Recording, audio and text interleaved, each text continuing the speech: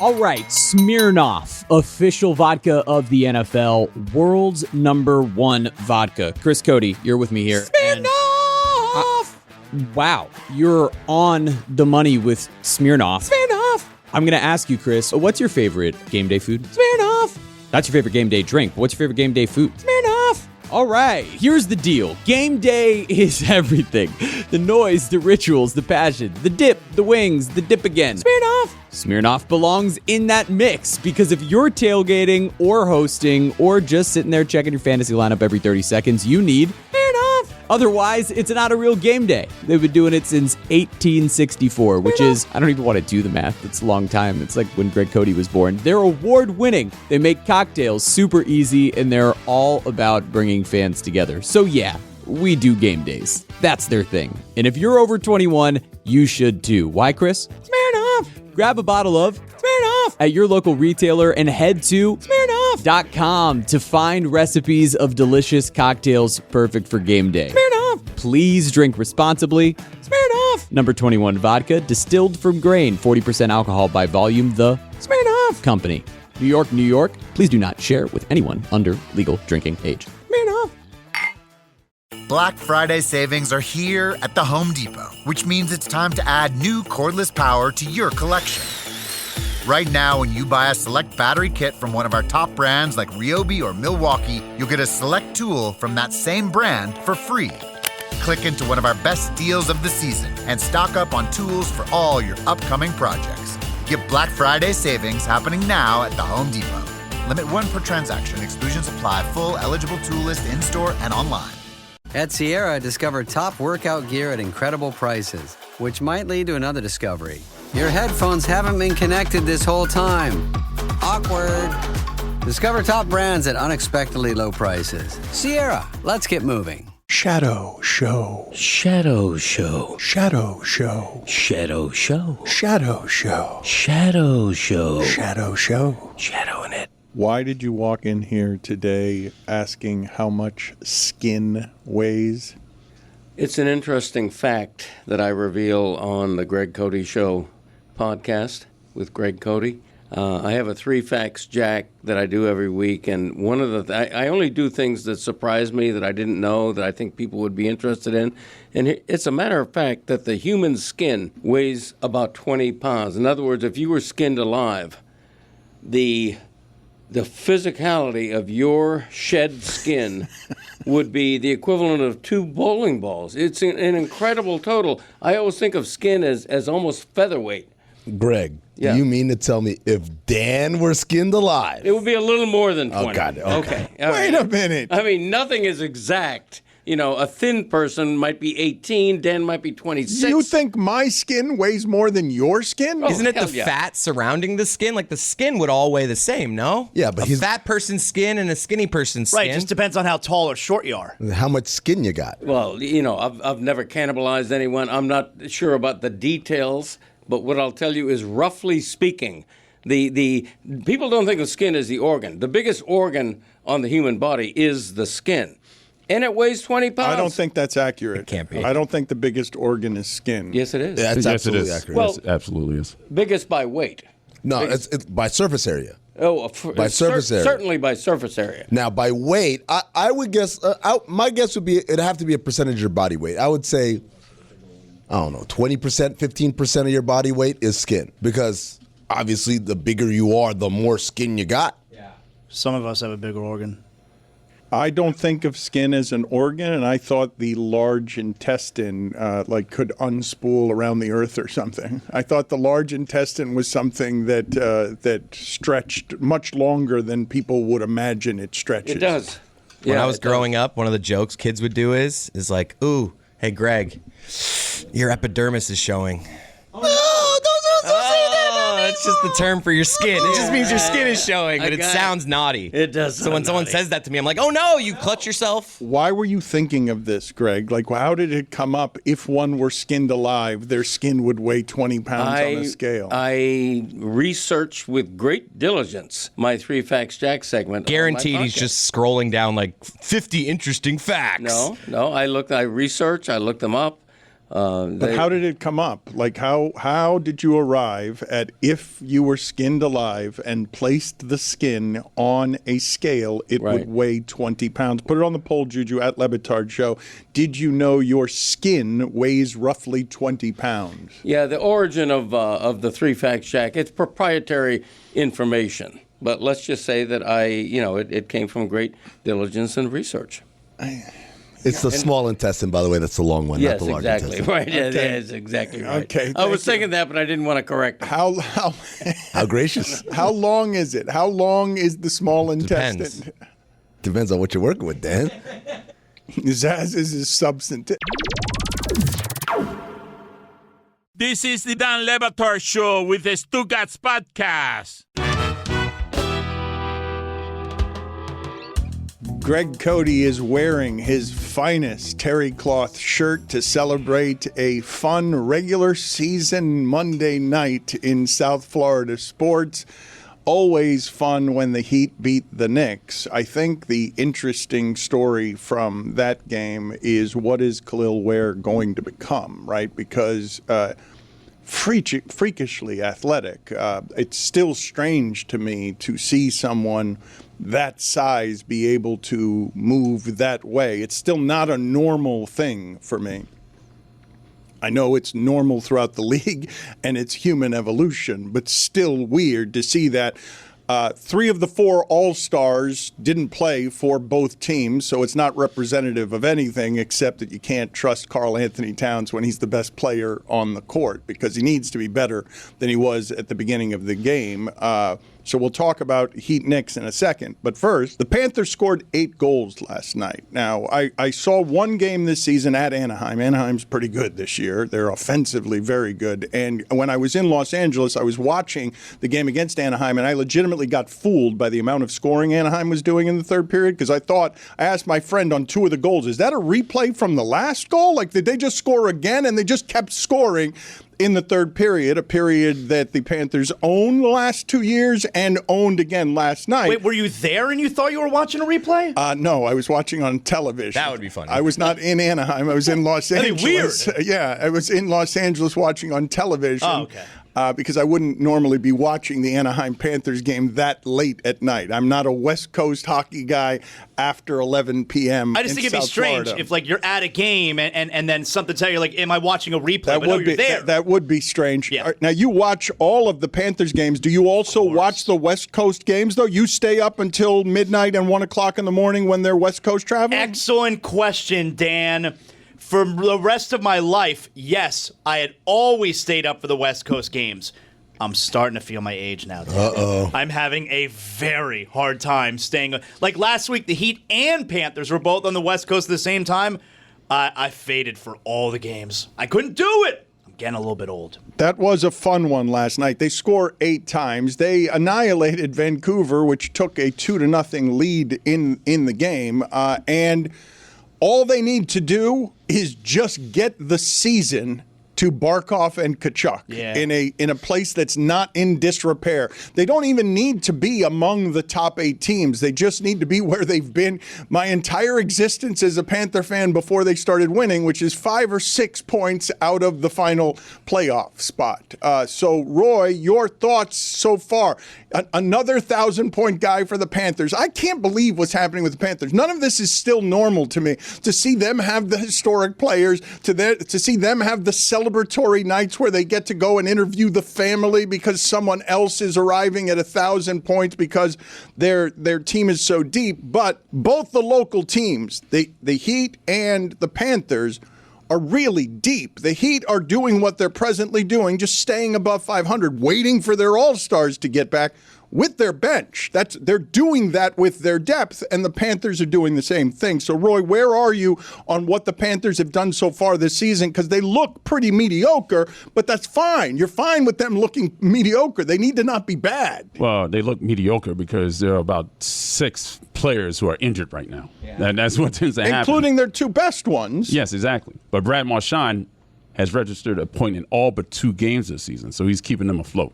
I mean, no Barkov, no Kachuk. They're missing a defenseman in Kulikov as well. They're missing their 4th-line center. And Carter Verhaeghe's been a ghost so far this season.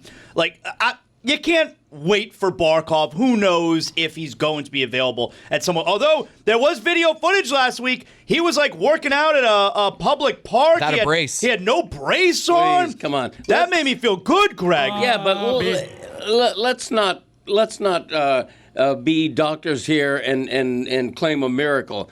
Barkov is out for the season. I would be shocked if he came back early. I don't think that you can say that, given that this early he's able to have weight bearing on what was a bad injury. I don't think you can say he's out for the season. In fact, the talk around the team, Roy, you're around it more, but the talk around the team is they have the quiet expectation that he's going to get back before the playoffs, correct? Absolutely. Like, he's rehabbing without crutches now. Barkov told Eric Spoelstra 5 months. Yeah.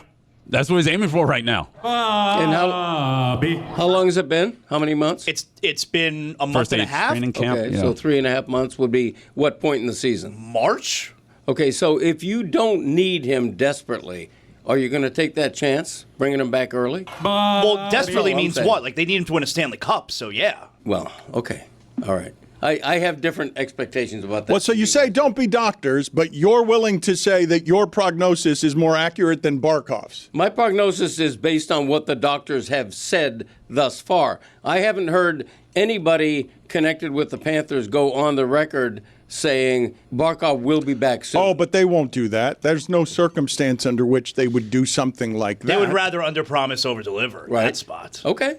All right. I mean, you guys may prove right. I'm just saying, if I were a Panther fan, I would not expect Barkov. Okay, Kachuk soon. So you don't. I understand that you don't want us to be doctors, but when a month and a half into rehab, you're seeing somebody who, on a bad injury, is releasing video showing that he's in a park and he's putting weight on the leg. He's not limping. He's not walking around gingerly. He's running through a workout. I understand it's not. It's not being on ice, and it's certainly not playing in an NHL game. But if he's got 3.5 months and is already weight-bearing on the injury, I mean, I'm willing to make a prognosis that hockey players, being totally insane, that there's no circumstance under which the captain and best player and best two-way player in the sport isn't going to try to get back as fast as he can, so he's not starting with playoff action, Greg. Right. Like, you do not want to, you don't want your first games to be the playoff intensity. So I'm guessing that the goal is to get back and to test his body in a way that if he doesn't have a setback, he will. What are you smiling about, Amin? I'm just saying, like, Better get on board, Amin. Sometimes you want to pull back a little bit as to not arouse suspicions. A guy a month and a half after surgery is out here running. Doesn't sound odd to you guys? You're like, oh, this is great. This is amazing. He's a hockey player and stuff. I'm like, really? Yeah, it's a miracle. A miracle, all right. A miracle of modern science. Yeah. Wink, wink, if you catch my drift. I do catch I your don't know drift. why your drift is here, or I don't think it's worthy of being caught. No, the drift is needed. Greg caught I it. don't catch your drift at all. Yeah. It's a valuable drift. What are you accusing Barkov of? I'm not accusing Hold on anything. Hold on a second. Don't tell me you're not accusing him of anything. Hold on. Time to throw away all journalistic credibility and get reckless. Here is something we like to call reckless speculation. You're good.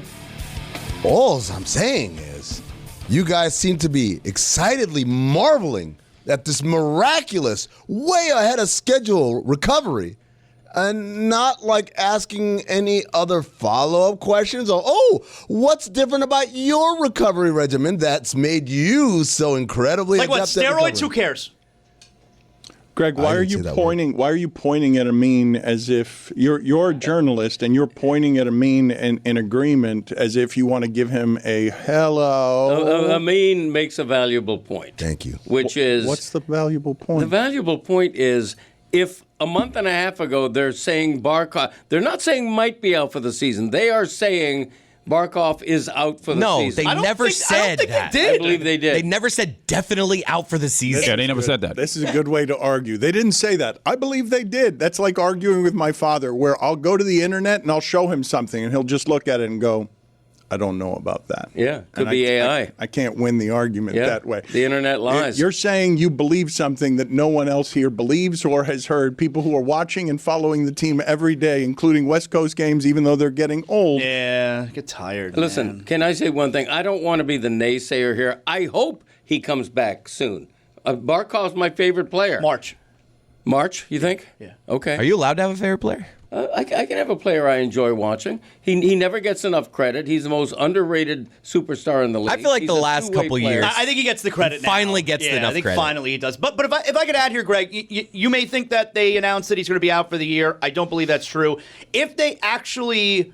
if they were certain he was going to be out for the year, they would have made the arrangements where they can they can replace his salary in the salary cap. And because they did not do that, they can only replace 30% of his salary. So that would tell you they're holding out hope he's going to be back. Otherwise, they would have made the arrangements to get full salary cap relief. All I'm saying is let's not oversell and put too much stock in a video of him not wearing a knee brace at Holiday Park. It doesn't really mean much to me. Now, you guys are reading a lot into it. What about I him hope you're telling right. Spoelstra that he was going to be back in 5 months? What about that? Why would he be telling the basketball coach that he's going to be back in 5 months? Well, he did. Whether I don't know his internal motivations. What is my dad doing right now? But I'll tell you what he's doing. He's asking questions while the rest of you guys are just eating at the trough. Yes, thank you. You're telling me. Let me point out something that Zaz just did. Zaz said, "Hey, if he was going to be out for the year, they would have applied for the salary cap relief, right?" So you're telling me he gets injured in September, tears his ACL and his MCL. Hold on. At that moment, the Panthers are like, I think he'll be back soon. They haven't seen any rehab. The injury just happened. It's the beginning of the year, and they said, you know what? Let's hold out hope. What do they know that we didn't know in September? Something about a recovery that could be, quick enough to be back in the year. Good. I hope you're right. I hope what you're insinuating is right. That's not a bad thing. I feel like my dad doesn't know what he's agreeing with when he agrees with me. No, he knows. He knows. How dare you? Good. Here's another question. What is Tyler Hero telling Paul Maurice about when he'll be back? Yeah. Because if we're talking to other coaches, not even in our sport, Exactly. I'm curious what's happening. Okay, but Barkov is a huge Heat fan. Matter of fact, he was at the game the other day, and he went and visited Heat training camp right after having the surgery. He loves the Heat. This is an amazing thing, though, to watch from a longtime journalist, okay? You, who have no information talking to Barkov, questions Eric Spoelstra, who has information from talking to Barkov. You think you're right and then question both Barkov and Spo, even though you have no information. We have video, we have Spo quoting Barkov, and we have you saying, I have no information, but I think everything I'm seeing and hearing is inaccurate. Look, I appreciate that Dr. Spoelstra has advocated that that Barkov will be back sooner than others think. I hope he's right. I hope Barkov plays tomorrow night. I don't even know if they're scheduled tomorrow night. He's questionable. I hope he comes back as soon as possible, if not sooner. But let's just, pump the old brakes and not worry about that. Let's worry about Tkachuk coming back if he has time between his podcast and attending games. Yeah, for real. What are these guys doing? Real quick, want to talk to you about how Game Time is the official ticketing partner of the Dan Le Batard Show. Grateful that Game Time has been on with us as long as they have, because I use this product all the time. I travel for football. If I'm in a new city, I like to see what concerts are in town. One of the very first things I check is my favorite app for the secondary ticket market, the Game Time app. Why? Because it gives me zone deals, favorites, panoramic seat views, most importantly, the lowest price guarantee. Because if Game Time does not have the lowest price for you, Game Time will credit you 110% of the difference. I've lived it, folks. I've been at a place where I saw cheaper tickets. They credited me. It's legit. Game Time ticket coverage means your purchase is covered with the most flexible customer service policy in the ticketing industry. Take the guesswork out of buying NFL tickets with Game Time. Download the Game Time app, create an account, and use code DAN for $20 off your first purchase. Terms apply. Again, create an account and redeem code DAN for $20 off. Swipe, tap, ticket, go. Download the Game Time app today. Folks, the leaves are turning. The weather's getting a little chillier. That means the football games are more important. That means football time. should be Miller time. Game day hits different with a Miller Lite in your hand. From jaw-dropping touchdowns to fantasy heartbreaks, my fantasy season's over already, but you know what makes that better? Miller time! It's the beer that's been there for every moment. 50 years of great taste, simple ingredients, and that iconic golden color you can spot from across the room. And here's the kicker, it's just 96 calories, 3.2 carbs per 12 ounces. The original light beer since 1975 and still hitting different 5 decades later. So whatever your game day looks like, remember Miller time is always a good time. Miller Lite, great taste, 96 calories. Go to MillerLite.com/Dan to find delivery options near you. Or you can pick up Miller Lite pretty much anywhere they sell beer. It's Miller time. Celebrate responsibly. Miller Brewing Company, Milwaukee, Wisconsin, 96 calories and 3.2 carbs per 12 ounces. You know how most home security systems wait until after something bad happens? Just like a goalie just standing there until the puck's already in the net. That's reactive. Simply Safe, on the other hand, well, that's Sergei Bobrovsky in net. It's proactive protection. The new Active Guard outdoor protection uses AI-powered cameras and real monitoring agents who spot trouble before it happens. If someone's lurking around, they'll talk to them, hit the lights, sound the alarm, even call the cops, all before anything gets through. That's a shutout level defense. No contracts, no hidden fees, and named Best Home Security System by U.S. News & World Report 5 years running. I've got Simply Safe at the house, and let's just say, nothing is getting past it. Right now, our listeners get exclusive early access to Simply Safe's Black Friday sale. Save 60% on any new system. This is the biggest deal of the year, so don't wait. Go to simplysafe.com/DLB. Again, that's simplysafe.com/DLB. There's no safe like Simply Safe. Don Le Batard. I heard that as a woman faking pain. I didn't think that sounded real. I really didn't, you know. It was not fake. It was in no way fake. Yeah. You can spot a woman faking it? Stugotz. Yes, I can, Jess. Expert. I've been married 40 years. This is the Don Le Batard Show with the Stugotz.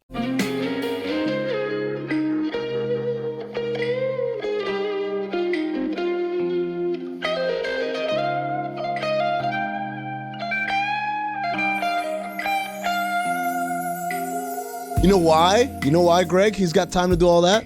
Modern science. Hello. It's Tuesday. Do you have a back in my day? No, I don't. I got this one. Is my Ed McMahon imitation, by the way. That makes you Johnny, Dan. Did you retire back in my day and not tell anybody? Because it's been an extraordinarily long time. It's been a minute, since as the did kids one. say. It's been a lot of minutes. It's been many, many minutes. Yeah, I got one in the queue. I just haven't gotten around to writing it yet. Dan, here's an express back in my day. Back in my day, we didn't get medical advice from NBA coaches. There you go. I like that one. Welcome. I tell you, Amin is on fire right now. Thank you. And fuego. Let's go. So, Udonis Haslem told Kel'el Ware to rebound better, and since then, Kel'el Ware has rebounded better. Udonis Haslem is also going back and forth with Ben Stiller, trying to keep the embers alive from a long-ago rivalry where after the Knicks beat the Heat the other night in New York, Ben Stiller said it will happen again. Udonis told Kel'el that immediately after the game, I texted Kel'el Ware and said, get in the film. Mitchell Robinson, watch every offensive rebound he got on you and fix it. And Ben Stiller chimed in, oh, it'll happen again. What happened last night? Balls on that Ben Stiller. Better watch your mouth. They do love Mitchell Robinson in New York. Mitchell Robinson, not as much as they loved Isaiah Hartenstein, but they do love Mitchell Robinson. They think he's key, and he is key against Cleveland. I don't know how and why, but he presents matchup problems for Cleveland that are totally confusing to me. That's because he's someone who, going into last night, was averaging 6 offensive rebounds per game in 16 minutes per game. He's a freak as an offensive rebounder. So then UD wasn't going to let that stand. I mean, you think he's going to let Ben Stiller talk that kind of way, just say things all willy-nilly? So then UD responded to Ben Stiller, big fan, but this clearly ain't yo lane. Yeah, and he did that while putting up a photo. And it's the best photo to put up of Ben Stiller that's not with him with sperm in his hair and something about Mary. Amazing. It's him. What a movie. It's him and the side of Cameron Diaz with the stuff in her hair in that movie. It was on What his ear. version did Dan watch? It was on his ear, and then she. I was picturing the hair up. My bad. Yes, good correction. You know Thank about that, Jizz? Jesus. Oh, you got it. Hold on a second. I'm sorry. I'm sorry. Yeah, I'm sorry. Hold on. We got a major penalty on Jeremy. 5 minutes for being Jeremy. Yeah. He's got a special one of his own, huh? It was a bad mistake by me. My bad. It is Cameron Diaz. Dan, you know what my favorite thing is? UD had this very stern conversation with Kel'el Ware. So you don't let him do that to you again. And so Mitchell Robinson only grabbed 5 offensive rebounds in 18 minutes last night.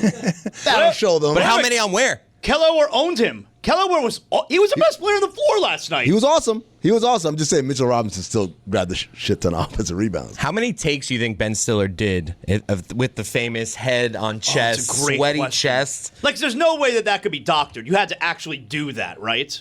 You guys are giving credit to Ben Stiller. How about my guy? Pour out a little liquor, man, for one of the greatest actors of all time, Patrick Seymour Hoffman. Like, legitimately.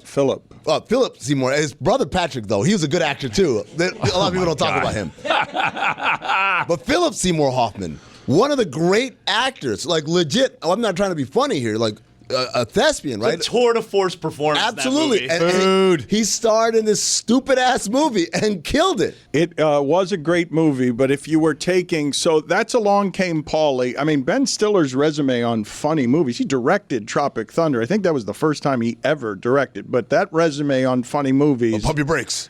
Cable Guy want to have something, see? Is an all-timer. I mean, but if you had the scene that you were putting up to make fun of Ben Stiller, okay, the one that Udonis chose would be my third choice. Really? I think. Yes, I think that would be my third choice. Now that's basketball related, but I think I'd go with 2 others. I would go Hanging from the Air, and I would go Getting Your Junk Caught in the Zipper as well. Oh, and he had the brains coming out of the zipper. The ball sack, yeah. Irrelevant, though. This is basketball relevant. That's why he went with it. Come on, Dan. You got to get your internet troll game up. I'm just talking about favorite scenes from Ben Stiller if I'm trying to simply mock Ben Stiller. If I'm going, because Ben Stiller, in terms of famous Knicks fans, the loudest among them is Spike Lee, but I think of Ben Stiller as second. I think second place in terms of famous Knicks fans is Ben Stiller. Do you have a nominee better than Ben Stiller? I would say Ben Stiller is internet loud, specifically on Twitter. He tweets a lot. Well, and especially over the last couple of years. Yeah. He's a little bit of a front runner, Ben Stiller. I didn't hear yes. from him 10 years ago. I would have Tracy Morgan behind Spike Lee. No love for Chalamet. Chalamet was out there. Nah, he's a little bit of a Also Johnny come lately, too. He's like 12 years old. Tracy Morgan cares so much about the Knicks that he was willing to be sick and puke on the court during a game last year, I mean. Sick. Willing to? He was willing to do that. Yeah, but he's like, I don't feel good, but I don't want to miss a game. I think he was already at the game, and then he started to not feel good, perhaps for some of the libations that are happening behind the scenes. He tried to gut it out, though. Wait a minute. Could be You fake can't vomit. hold on a minute. What do you mean libations behind the scenes? We don't know that it's libations. Time to throw away all journalistic credibility and get reckless. Here is something we like to call reckless speculation. You're good. He was drunk. Fair. I mean, give me your expert analysis on what Kel'el Ware is going to become, because this is not his ceiling. Last night at the end of the game, Karl Anthony Towns was having trouble getting his shot off at the end of the game. He doesn't have trouble usually getting his shot off. Now, I do think the Heat's Achilles heel on offense is going to be what you saw happen at the end of that game, where they're up 10, and then the last 3 minutes of the game, they score 3 points. You don't think Hero's going to help there? He will help, but I think they're going to have a problem with late-game scoring, because when Hero was in the game and healthy, they had problems with late-game scoring, because late games are different in the NBA than the rest of the game.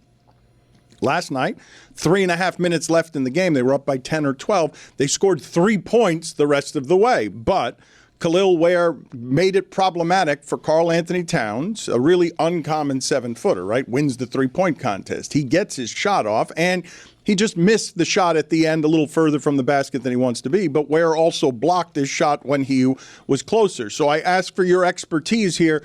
What is the growth of this is going to be? Because the Heat have been pushing him pretty hard, privately and publicly, on grow the hell up. Like, we don't have time for childishness or immaturity or work ethic. That's amazing, though. He's only in his sloppy. second year. Well, he's very young. He is a player that is not yet at the top of what his growth will be. So I ask you, what's he going to be? Well, Zaz, as Zaz asked that question, my thought is I think there's a little bit of the ghost of Hassan past that makes the Miami Heat say, we're not doing this again. We're going to be on your ass from day one. So that's simply because he's tall? Well, no, there's a level of kind of space cadet of not always locked in.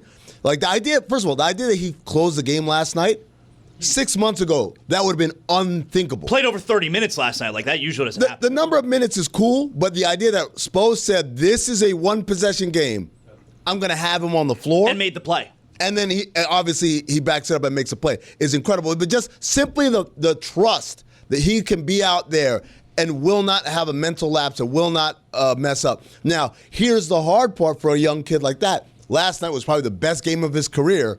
Okay, now tomorrow you got to go do it again. Yeah. And do it again, and do it again, and do it again. And that ultimately, Dan, when you ask me how good can he be, it starts with, can he be consistent? He doesn't have to be that great consistently.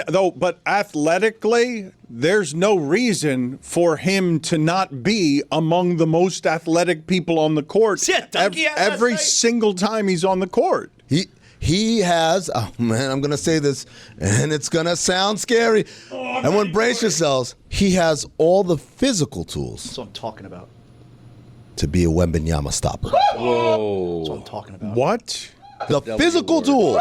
What? The physical tools? Okay, you say this. Someone who doesn't have the physical tools to be a Wembanyama stopper is one of the greatest, most versatile defenders we've ever seen, Draymond Green. I want to show you guys a ridiculous video of Draymond Green, who is, between 6'7" and 6'9". He is undersized. He's between 6'6" and 6'7". 6'9". He is. You know what he'd tell you? If you made me 6'9", I'll be MVP of the league. That's what he'd say. Okay, so he is undersized, but I've never seen him look like a toddler when trying to guard someone in the low post. You can make the argument that this is the most versatile defender and one of the best defenders we've ever seen. I want you to look at this video of him trying to keep Wembanyama out, and I'm not kidding you when I say in this, he looks like a toddler. Yeah. Draymond Green, one of the great defenders in NBA history, looks like a toddler against Wembanyama, and then Wembanyama just dunks on him because Draymond Green stares him down. Draymond Green, he's not staring him down. He's staring at a spot under Wembanyama's nipples because there is no such thing as physical tools that can stop Wembanyama. Well, not when you're 6'7". Right? Like that could be problematic. And Draymond, what he's done there is literally the extent of the human capability given the physical tools given. He's being physical, he's pushing, he's also talking. I don't know if we have that sound of him saying the shit talk that was happening between him and Wembanyama during the game. But it's like he's doing all of these things to try and take away, but you can't take it all away. So the spin lob is there because he doesn't want him to get the clean catch right there because if he turns and fires, Draymond has no chance. This is the part, if I could take Draymond's brain and put it into Kel'el Ware's body, now we're talking. Let's look at this again so you guys can see. It's a low off. First, Draymond goes in, gets underneath them, and is like, I got position on him. Yeah. That does not last very long. They tried to guard the Karl Anthony Towns this way last night because you take smaller guys and you just throw him at the waist of the taller guy. But the size difference... They're the same height when he's got his hands on his knees. What does Zyn give you? Not just smoke-free nicotine satisfaction, but real freedom. Freedom to do what you love and choose your rewards. With Zyn Rewards, you can redeem points for premium tech, outdoor gear, and gift cards to your favorite retailers. Find your Zyn and keep finding rewards that fit your lifestyle at zyn.com/rewards. Warning, this product contains nicotine. Nicotine is an addictive chemical. Thursday Night Football is on, and it's only on Prime Video this week. The Buffalo Bills and Houston Texans collide in an AFC showdown. Coverage begins at 7 p.m. Eastern with football's best party, TNF Tonight. Not a Prime member, not a problem. Simply sign up for a 30-day free trial. It's the Bills and the Texans on Thursday at 7 p.m. Eastern, only on Prime Video. Restrictions apply. See Amazon.com/Amazon Prime for details. This time of year, it's a lot. Lights, noise, pumpkin spice, it's everywhere. But one feeling that we are all still chasing is coziness. And Bombas has the socks, slippers, and tees, basically everything to get you there. There's something oddly therapeutic about a fresh pair of socks, and Bombas knows that feeling and builds it into everything they make. Slippers you can melt into, tees that feel just right, comfort that holds up wash after wash. And gifting, Bombas makes that easy too. Your wife, your kid's girlfriend, your neighbor's newborn, your mom's new friend. Yeah, they got socks for them all. They're even stepping up the footwear game. New colors, new styles, fluffy things, suede things. If you got feet, they've got something for you. And the best part, every pair you buy, Bombas donates one to someone experiencing homelessness. Cozy for you, cozy for someone else. I wear Bombas. I got myself 3 pairs of underwear from Bombas, and they don't ride up, they don't bunch, they are very comfortable, very soft, and enjoyable to wear. It's cozy season. It's Bombas season. Head over to bombas.com/Dan and use code DAN for 20% off your first purchase. That's BOMBAS.com/DAN and use code DAN at checkout. Dan Le Batard. This guy comes in as the next Wayne Gretzky. His nicknames include the Chosen One and McJesus. Okay? He's a great player. He scores a lot of goals. He scores a ton of assists, but it hasn't translated to making Edmonton a powerhouse in the league. They're in the final. Stugotz. What's your nickname for him?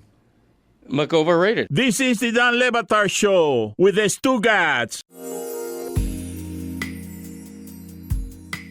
This is like Wembanyama. It looks like him playing against 6th graders because Wembanyama is he's a foot taller than one of the great defenders ever. But when you say he's got to put it together night after night, you are right, of course, Amin, but there's nothing keeping him from putting it together night after night except him. Like when you talk about physical tools, I'm asking you, what's the ceiling on this person? Give me a comp for what the ceiling is on a person this young who is going to continue to grow, because this is not his prime. It is not. He is going to get better as a basketball player, and he's already somebody. I don't want him taking too many corner threes, but he can take corner threes. What's the ceiling? Wemby.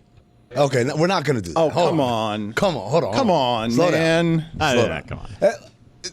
What kind of discussion is that? I say come on, you say come on. You say something ridiculous, Come I say on. come on, and then you say come on. Come on. Doing a thing. Don't come on me. Come on. The ceiling, Dan, I don't know, because I'm trying to figure out who is a comp. And I think Rudy Gobert, but he can shoot way better than Rudy Gobert ever could in his career. So that shooting And changes. runs the floor better. Rudy's a pretty good athlete too.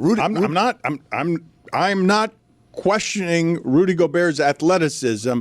The way Ware runs the floor on the fast break is, to me, still an unusual thing at his size, where he's running the floor with the same speed everyone else is running the floor. Yeah. The way Ware dribbled up the floor in the front court and then dunked it past 2 guys like Rudy Gobert can't even dream of. So then I think about JaVale McGee.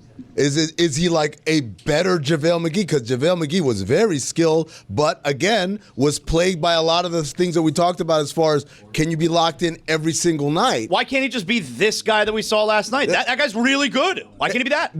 Because it takes a level of mental preparation and concentration to stay locked in. It's also, you know how this game goes, things are changing all the time. You can't be like, okay, I got it now, because you know what those guys are doing. They're watching film too, and they're going to start adapting. So it involves like a diligent, again, intellectual approach. It's not just, let me get in the weight room and I'm good. It's like, yo, you've got to learn this game. And does he have the appetite to continue to learn it? But I think that was Ware last night. I think that was Ware's 4th straight double-double. Isn't that a sign of consistency, a hint of it? At least an encouraging sign. Yes, Greg, but then I invoke the name of the Spirit, Hassan Whiteside. Yeah, but that's not right, because Whiteside was like 27 or 29 when the Heat got him. This is rookie development at 20 years old.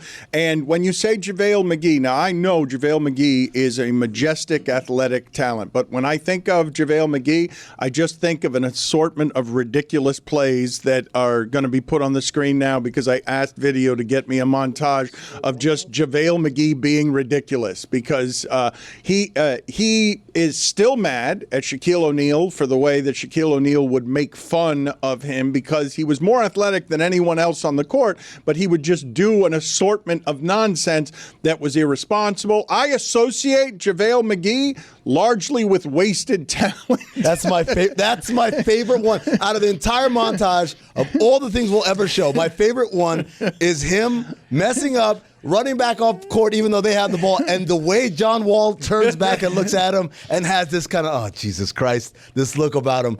Now, Dan, JaVale McGee is first of all, he's a two-time champ. His highlights are amazing. 3-time champ. 3 times? Twice 17, 18, and 20. Twice with the Warriors and once with the Lakers. So a 3-time NBA champ. So put some respect on his name. But also, Dan, that's an example of like when it's not harnessed, right? You're right. Hassan Whiteside was further along as a reclamation project. But I think he was productive in a way where the Heat were like, well, we're getting what we need out of him.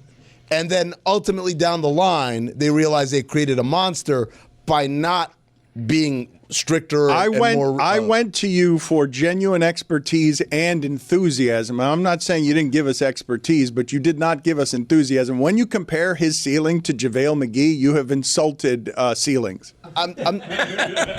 Again. The ceiling's like, come on. I think if I ask Kel'el Ware, would you like to be a 3-time champion and be like a pivotal part of that? That's a pretty good ceiling. Right? A pivotal part of that was 12 minutes a game. Come on. He was not a pivotal part of their championship. Lob threat, man. You needed a lob threat in that Warriors offense. I'm not disputing that he gave them contributions, that he was a contributor to those championships. I am disputing that he was a pivotal thing that would have resulted in championships not being won if he hadn't been the one at the rim. I gave you Rudy Gobert with a jump shot. You didn't like that one either. Oh, you do it. What's Ware's ceiling? Well, the reason that I'm hesitant to do it is because I don't believe that what it is that I have watched over the history of time in basketball allows me to accurately assess people this size when Karl Anthony Towns is a human being that I've never seen play basketball before. Someone who shoots that well at that size, but isn't in the post what I would like him to be. So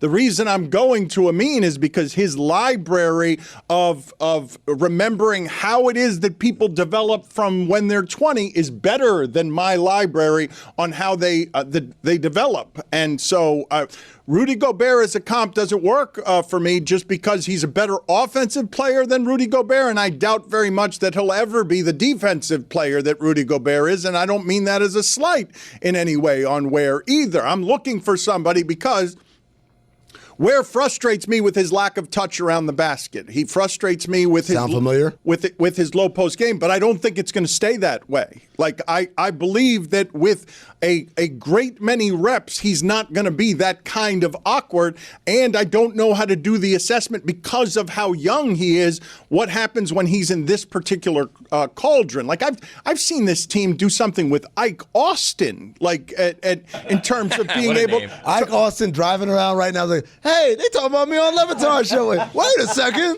damn man, I thought we were cool, Dan. I don't mean that as an insult to Ike Austin. Like, Ike Austin wasn't very much when Ike Austin's like, yeah, they did a lot with me. When he got here, he wasn't any kind of special. He was overweight. He was out of the league. He was an underachieving, overweight big man, and he came here and he became a rotation NBA player. It's a story that I tell every time we talk about the Heat. It's like they have decades of proof that we get guys, we get diamonds in the rough, we polish them up. Why would you ever pay retail for your diamonds then? You do this all the time for Sean Leonard, the Ike Austin, Eric Murdoch, like all these names, John Crotty, like these guys were just around. Yes, Mashburn. Jamal Mashburn, Clarence Weatherspoon. This season is a really interesting case study for the Heat, and so is this player individually, because everything that we're talking about with the Heat getting guys to overachieve, it's either guys who had attitude problems, right, in their previous stops, whether that was Hardaway, whether that was Mourning, whether that was Jimmy Butler, getting them to overachieve. Then looking at the undrafted players that they've done this with, taking guys that, hadn't reached their ceiling. Now you have, whether it's Kel'el Ware, even Davion Mitchell, who was a lottery pick, who has yet to find his footing. You're taking guys with higher ceilings, talented players, and seeing if you can unlock the best of them. For that matter, 10 years into his career, Andrew Wiggins is having a career season. So it's interesting to see the way that they'll be able to do it, and Kel'el Ware is the perfect case study of that Heat cauldron that you speak of. Let me correct your young ass. Tim Hardaway wasn't an attitude issue. It was we thought his knees were done. Like he was bone on bone. And Golden State also benched him for Sprewell. That's right. But because his knees were bone on bone. Like it was a physical thing. People thought his career was over. And then Alonzo Mourning, let me tell you something. You think that was an attitude problem? That was an attitude problem that 29 teams would have won, or I guess it was 27 back then, but 27 teams were lining up for. Alonzo Mourning was not at all looked at as a toxic thing. Okay. That was very passive. I said okay. No.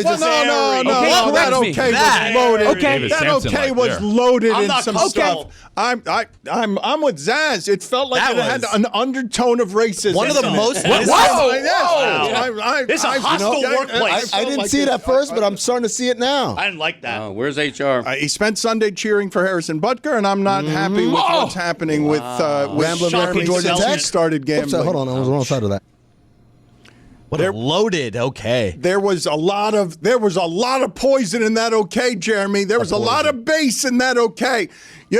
Tim Hardaway came here as he was viewed as a problem child. It wasn't just knees. Okay. Long-term Heat expert Dan Le Batard telling you the truth. He was available cheap. It was also knees, but it wasn't just knees.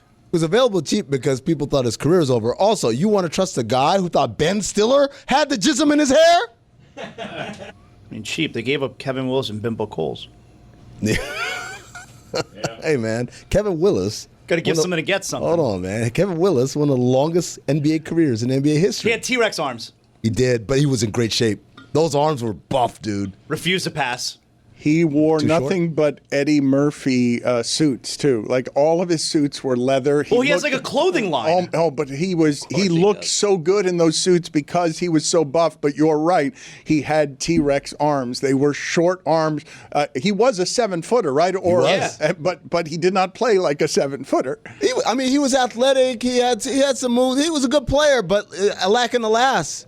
Having short arms kind of is like a hazard in the workplace in this sport. Greg Cody's having a bad arm day again, I think. Well, I was just curious, when did the alligator arm become the T-Rex arm? Because it was always the alligator arm for short. Either one. 1993. I think alligator arms. I don't think alligator arms are short arms. I think alligator arms are scared arms. Arms that you retract when you're going over the middle. T-Rex arms are just your hands are attached to your nipples. Like you think an alligator's arms are scared? Yeah, that sounds. Have you ever fought an alligator? I thought they had the same meaning, but Jeremy says you're right, Dan. Alligator arms are scared arms. Look at me. I'm Kevin Willis. I'm going to tell you right now, I ain't never seen no alligator that was scared. You seen one, Greg? No, hell no. Oh, man. They are also short arms, but they're arms that get short when you're scared going over. I mean, Ricky Waters has the famous quote when he played for the champion 49ers. He's going over the middle, and he alligator armed something, and he looked around, and he's like, for who? For what? 11 in front of the hour. Returning on Mad Dog Unleashed.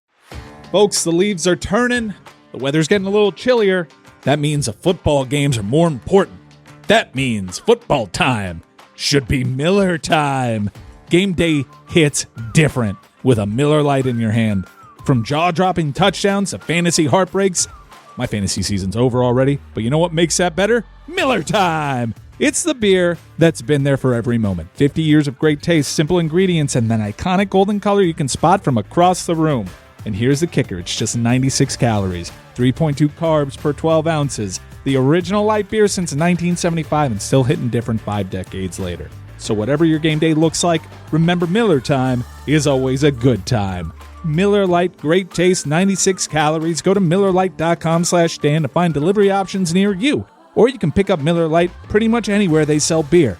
It's Miller time. Celebrate responsibly. Miller Brewing Company, Milwaukee, Wisconsin, 96 calories and 3.2 carbs per 12 ounces.